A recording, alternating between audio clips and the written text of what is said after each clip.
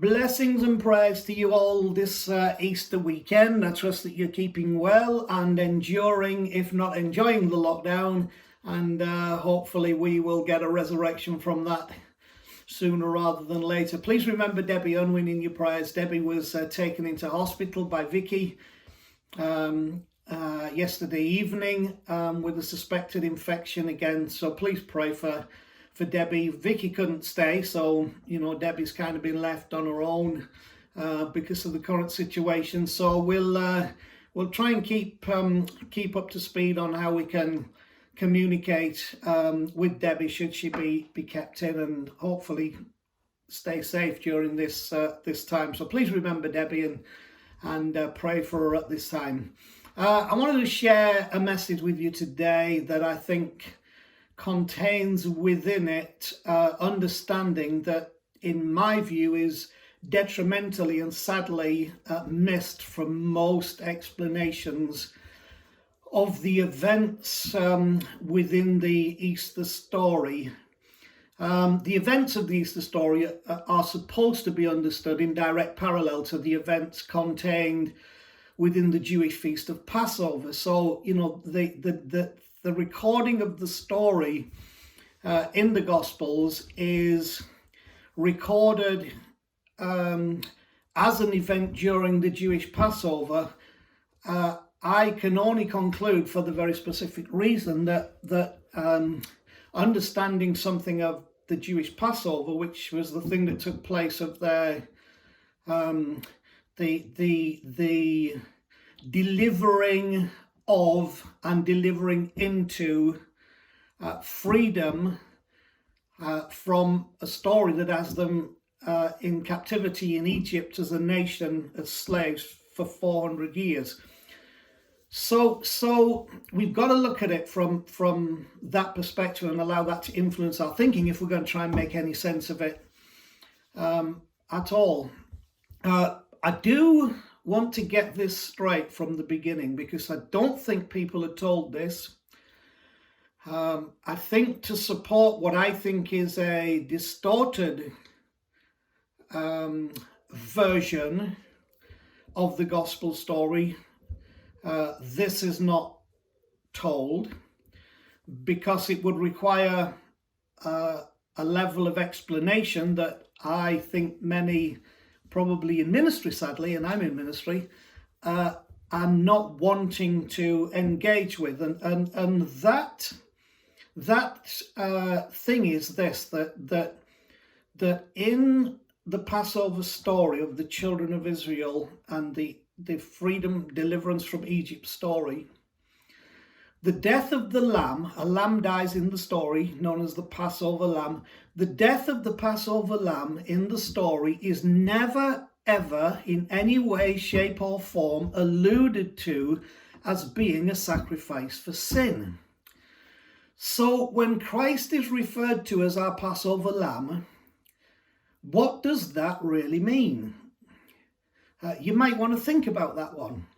I know there are scriptures that people can pull up and throw at you, but they have to also be measured against the absolute reality that if the crucifixion story of Jesus mirrors the Passover story, and that the Passover lamb that was sacrificed has no reference of that sacrifice being for sin, then we have to think about that. Now, I could do a whole message on thinking about that, and I'm not going to at the moment because that's not my it's not my subject today, but you better think about it, okay? No, that does not demean or devalue what Christ did at the cross. It just means that we may have to approach the full context of the story and the full meaning of the story from some angles that maybe we weren't equipped with in the message, the story that we were given within our particular tradition. What I do know, and I'm totally assured of, is that the historic Passover model is a representative story.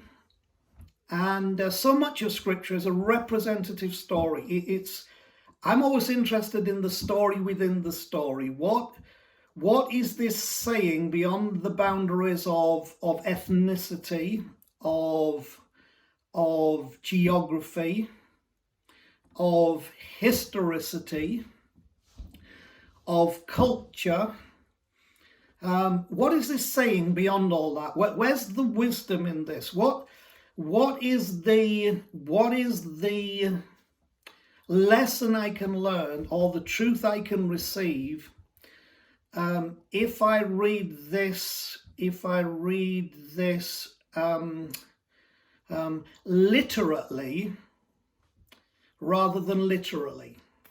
Now, by that, I'm not saying this did not literally happen, but I'm saying that there is a literate, which means something in the story beyond that reaches to all of us. And if we don't believe that, then we cannot take the Easter story that occurred at Passover and suddenly pick and choose and decide, oh yes, Passover is meaningful to this, because if it's just a literal event at a literal time, then that's when it happened and that's what it is. But we know there is a literate application that says this flows beyond the boundaries, the constraints, the restrictions of its own story. And that is a principle I would encourage you consistently to try to engage with as you make your spiritual journey.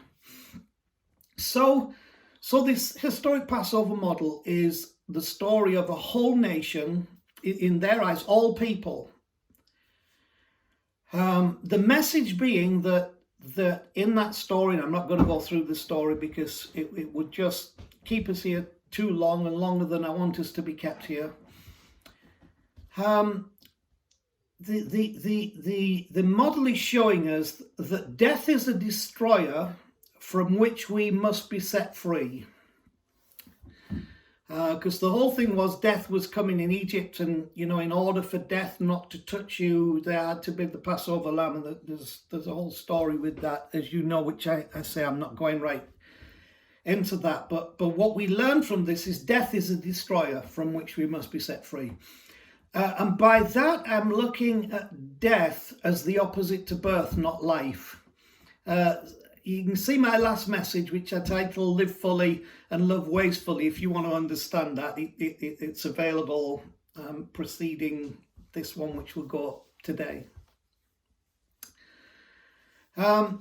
It's also expressing that escape from slavery to anyone, anything, and any system is the prerogative, which means the right of all humanity. So it's dealing with death is a destroyer, slavery, escape from slavery is our right, our prerogative, and that's obviously part of the gospel message here.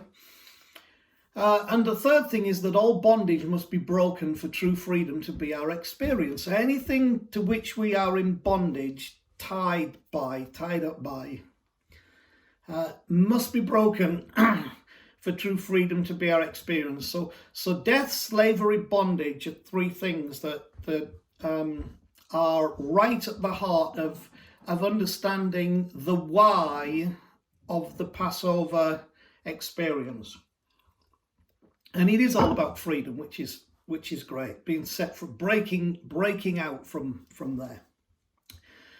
Which is a message for all of us. It's the breakout message. It's the ultimate breakout message from whatever holds us, whatever has held us, that is not conducive to freedom and to life and to the full experience of freedom and life. That's really the essence of all this. Not all these sinful people for whom a lamb died so that they could be forgiven. That never comes up in this story. So whatever context we put to that, don't force it in to the story in a wrong emphasis. Now, all this leads me to declare to you my absolute favorite day, in the Easter trilogy. Sounds like Star Wars. The Easter trilogy. Good Friday, Saturday, Easter Sunday, the Easter trilogy. And my absolute favourite day is not Good Friday, although I'm very grateful for what happened on the Friday, the crucifixion of Jesus. It's not the resurrection. I'm very grateful for what happened on Resurrection Day, which for us is the Sunday, which in the Jewish calendar was the first day of the week. But my very absolute favourite day in the Easter trilogy is the day in the middle, which in essence would be the Saturday. Jesus is crucified the day before Passover. And then we have the Saturday, the Sabbath, and then we have the first day of the week, the Sunday, which is Resurrection Day. Now, I would say that we have an obsession, maybe rightfully, I don't know, but we do have an obsession with what happened on the Friday. And so we in the Christian tradition call it good, and that's fine. I have no problem with that.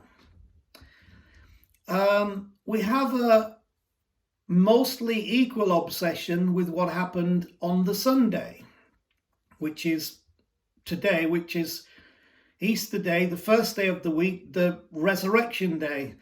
Although you might not believe that, considering the morbid nature of most Christian tradition. You know, we're forever asking for mercy, forgiveness, accept us, oh Lord, please visit us, please come. God is always somewhere else, not here, and we always need forgiveness because, you know, all that, you know. So I'm not sure that those who seem to have an obsession with resurrection have fully embraced the joy of resurrection.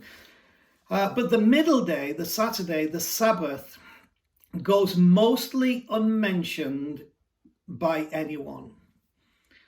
It's not going to crop up in many sermons. It's not going to appear in many writings. And if it does, it's probably not going to engage with the emphasis and the importance that it truly has. But that's my favourite day, absolute favourite of the three Easter days, the trilogy, the middle one. So why is my focus so much on this day? Why is it my favourite? Why do I think it's the key to understanding the whole thing? Well, let's take a step back through the model laid down by this story, which is presented the way it is to mirror a pre-existing familiar model. So what did Jesus do on Friday? Well, he died. What did Jesus do on Sunday? Well, he rose from the dead. But what did Jesus do on Saturday, the middle day? The answer is nothing. Absolutely nothing. And right there is why, if you miss this, you will get caught up in an understanding of the gospel, which is not the more beautiful gospel of Jesus, but the essence of this gospel being taken and distorted into a religion that makes God and his ways look awfully like all the other pagan ideas of gods and their ways. And that's my contention with what I believe is the distortion of the more beautiful gospel that comes through Jesus in the Christ. See, what I mean by that is the pagan ideas of the gods was the gods are angry. The gods must be appeased. What do we see in so many messages at Easter time? God is angry. God must be appeased. What do the gods require? A sacrifice. What does this God require? A sacrifice. So whether it's throwing virgins into the volcano in the Mayan religion,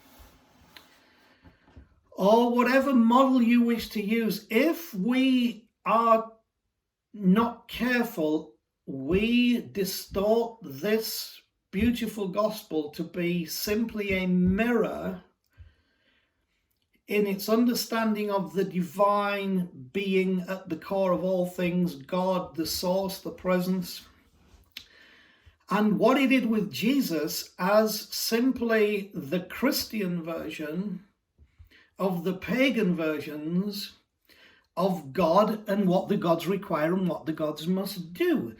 Which again is why I put to you that whatever was the significance of this Passover lamb, sin was not the core issue. Death was a big issue. Sin was not a core issue. And so if we're not careful, we distort this gospel to God is angry, God must be appeased. And then you have to have a sacrifice. God can't just forgive. God can only forgive if you are sorry and if there is somebody to stand between you and God.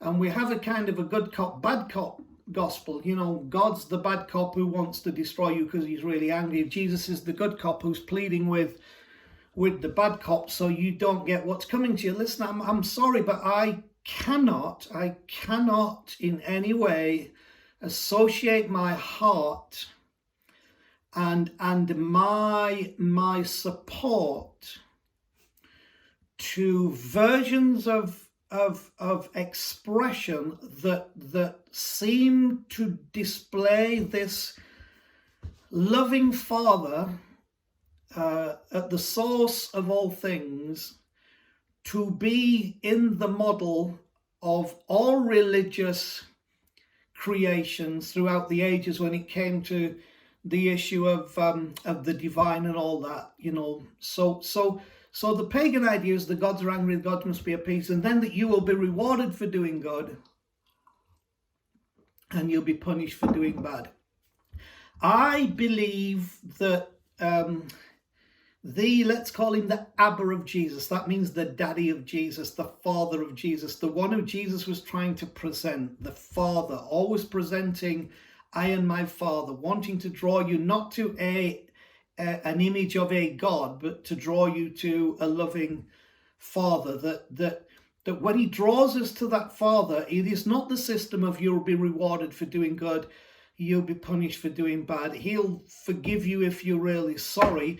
It's the issue that our any sorriness we bring that in Christian tradition we call repentance is not to initiate forgiveness. It is a response to the acceptance that we already have with this loving Father. And a bit like if you know the story of the prodigal, our seat at the table has never been removed, and the prodigal came back trying to tell his dad how terrible he was and how bad he was, and his dad wouldn't hear any of it. He just put a robe on his back, a ring on his finger, shoes on his feet.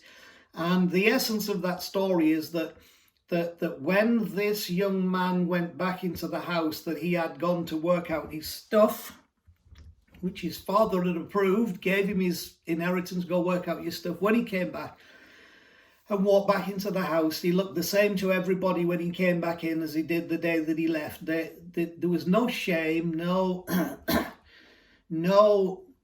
diminishing of who he was, no accusation, no condemnation. So I just digress there because I am so passionately committed to dismantling this idea that we have unfortunately brought to the forefront, I think, of the Christian gospel, which if you are honest, makes God no different to the pagan gods, and the way that they required sacrifice to appease themselves, and the way that you would be rewarded for good, punished for doing bad. That's not where this more beautiful gospel is at, okay? And which is why I want to come back, why my favorite is the middle day of them all, when Jesus did nothing.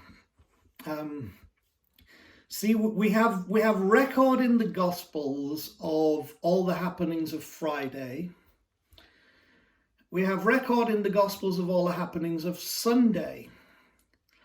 We have no record of any happenings on Saturday. Why? Because nothing was happening. And that's my point.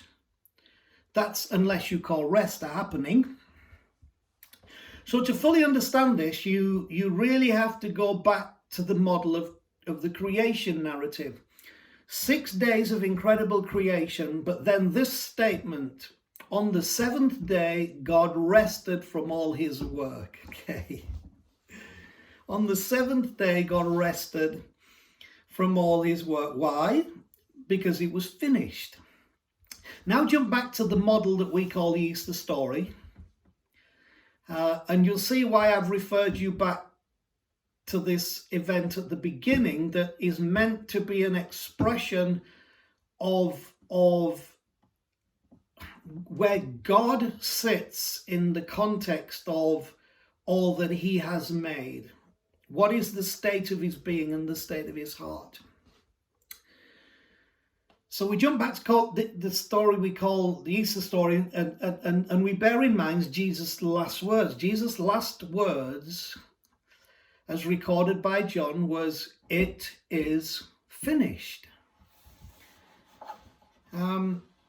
Accompanying this is a very telling and important statement, which is that the temple curtain, that this is the curtain in the Jewish temple that kept the you and I's, the ordinaries, the non-priests out, that had this hidden space of somehow you can't approach God and God can't approach you, and you have no direct access, and you're there, you're out there, and God is over here. And to some degree, we still have propagated that mindset of God who is somewhere else. The moment we say, "Oh God, please would you come," we have immediately exposed that in our hearts we believe he's not here.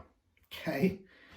So this amazing thing happens when Jesus cries, "It is finished." The narrator says the temple in the curtain was torn from top to bottom. Now, again, that was indicating that God did this. This was a God thing. God says, right, okay, I'm going to tear up the nonsensical ideas that you have, which mean that you do not believe that you have direct access to me and I have direct access to you, that we are one, that you're in my likeness, in my image, and I am a father, not a distant God, but a close and loving Father. So what it was also doing was this veil, this curtain represented the separation that is caused always by religious systems that will claim to want to bring you to God, but in their workings actually make sure that you're kept away from God, because if you are one with God and that all works out, it's actually in church terms bad for business. So that's another story. I'm not going to get all down that. But what I'm trying to show you is that part of the finish was the breaking of a religious system and a religious separation. Incredible, amazing. So on that middle day, the Jews had a problem in the temple because the curtain was gone. We were all in. It's brilliant. So the nothing to see here record of the middle day, nothing to see here, folks, move along, nothing to see here. The nothing to see here record of the middle day is evidence to the fact that whatever it in its fullest understanding is finished. Over, done, complete, nothing missing, nothing needed, finished forever. Right? That's the declaration. Just as sure as it was in the beginning of creation, now in this new creation, because we come out of the darkness of death, this new creation, it is finished forever, right? It's going to be get on with what's supposed to be the life that is inherent within all this amazing creation that we live in. Now, there are those who have imposed upon the interpretation of some scriptures a Romanesque understanding of the middle day. They will try to take some scriptures, and I could quote them, but I'm not going to. I just want you to get the point. And what they impose is that in that middle day, Jesus went into hell, which for a start is a devastatingly awful, misleading rewording of the word Hades, which means death or the place of the dead. It was not this fiery punishment place, So they take a word about this, and they take it that, he goes there fighting devils and warring to set people free. Some people will tell you that, on that middle day he was in hell fighting, he was overcoming the devil, blah, blah, blah, etc., putting down demons and all that, which I would say is absolute and utter nonsense. Because that very model would mirror the Roman empirical thinking of how you achieve an objective and how you become victorious. That idea of what happened on this Saturday middle day is more Roman than it is anything else. And we have lived since Roman times in a very empirical way of thinking about life and government, etc., mixed in with some of the Greek ideas is, more of our supposed understanding and revelation of the gospel is more Greek or Roman influenced than it is God influenced, I'm sorry to say. So some of these people who will distort that middle day about, Jesus was in hell fighting to set people free and fighting the hordes of hell and destroying the devil and warring, is all that empirical model of how you become victorious. And sadly, that is still very much in the mindset of much of the church, particularly in the evangelical world. It's about war and battle and expansion through fighting and gladiatorial combat to achieve glory and freedom. And so we've introduced into our evangelical understanding those mentalities about war and battle and expansion through fighting, gladiatorial combat to achieve glory and freedom. And we've titled it under another title which looks lovely. We call it spiritual warfare, and I'm sure some of you would like to argue for a long time about that, but I will hold fast to say that comes from a Roman empirical way of thinking about things and how to reach an objective and how to become victorious. It is not the Jesus way, it is not the Christ way, and therefore that is not what is going to have happened, because that was never the Jesus way, it was never the Christ way. So I absolutely categorically do not believe for 1 minute that Jesus went down into hell fighting devils and whatever. I do believe, if you want to interpret the scripture, that he went down to the lowest place you could go in order to bring people into the highest place you could be. It's called in the Old English taking captivity captive. Those which were captive to the lowest place were now taken captive to the higher place. It's a message about being lifted, that nobody can get low enough to get under or beyond or outside of the reach of this. And there are no limits on where that will lift us to. It brings us all to the same place. We become captive to a grace and a love and an acceptance, the likes of which mostly in our human thinking we just cannot comprehend. So I don't believe that. I think that would be a terminal corruption of the deepest message within the story that we call Easter. It is finished is the confession that love writes on our hearts to give us rest. I believe that. So Jesus says at the end of that Friday, it is finished. And I believe for us, love now writes that on our hearts to give us rest. I believe that death is the prerequisite to rest. So, death must die, and Jesus marked the death of religion as we understood it. He marked the death of the way of bringing life being to be like the Roman type empire thing that you destroy your enemies. He said, no, you love your enemies. You don't try and get one over of those who are using you wrongly. You pray for those who not. You do to others as you'd have them do for you. His whole thing was death to a way of being, even that in Jewish Hebrew thinking was still prevalent, this tribalistic thing about dominance and control. Death is the prerequisite to rest. And for all of that, I have to say, we need to let some stuff die, and we need to die to some stuff. That's not a wild theological statement. That is a reality of getting victory in life. If you want to come out of where you are, just like with this Passover story, there will have to be a death. Now, I believe we join in the death of Jesus to mark for us the death of our connection with that which is death to us, if you understand what I'm saying. So that death is a prerequisite to death. Rest is the central theme. That's where we come in the middle. So we have death, rest, resurrection. Death is the prerequisite to rest. Let it die, let it die. Okay. All the nonsense in you, the condemnations, the judgments and all that. Jesus said it is finished, let it die. All that guilt and condemnation and lack of self-worth, let it die. All that self-loathing, let it die. Okay, all that pride, all that arrogance, all that self-centeredness, all that narcissistic tendency, let it die, let it die. All that lust, that thinking that money will make you happy, that a bigger house will make you, let it die, okay?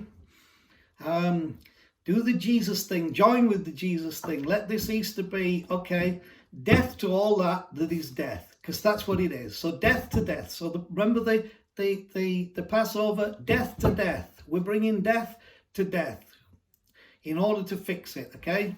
So death, the prerequisite to death. Rest is the central theme, and resurrection follows rest.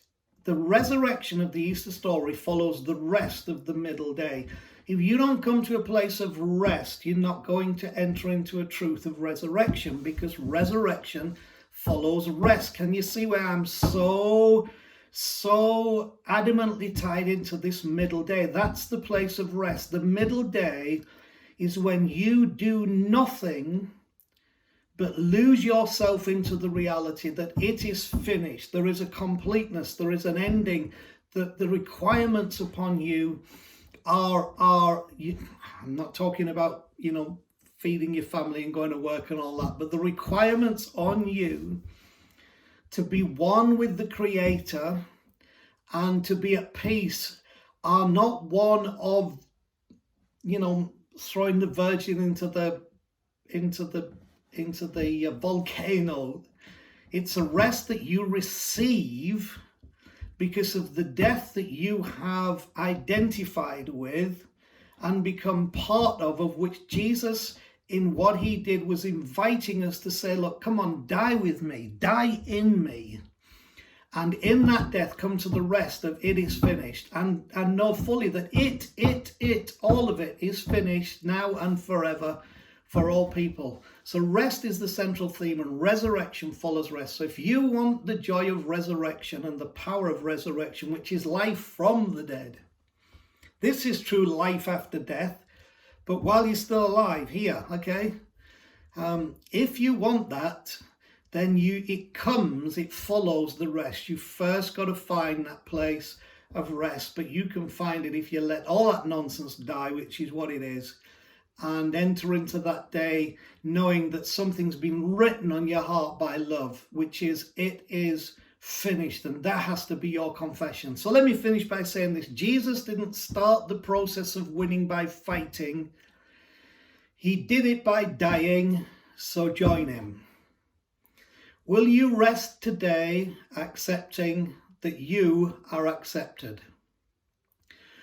Will you rest today in the conviction that all will be well? Will you submit today to the truth that your word is not the last word. And will you read the words of love and the words that love has written on your heart as your confession preceding resurrection in all things? And those words are, it is finished. Make that your confession today. This state of being is called the rest of the finished work of Christ, and it's yours if you want it. So peace, shalom to you all, and may resurrection be your portion, because peace, rest is your state, because death has been your connection with what Jesus did. I want you to enter into this, all of you, today, because it is finished. Love you. We'll catch you again later.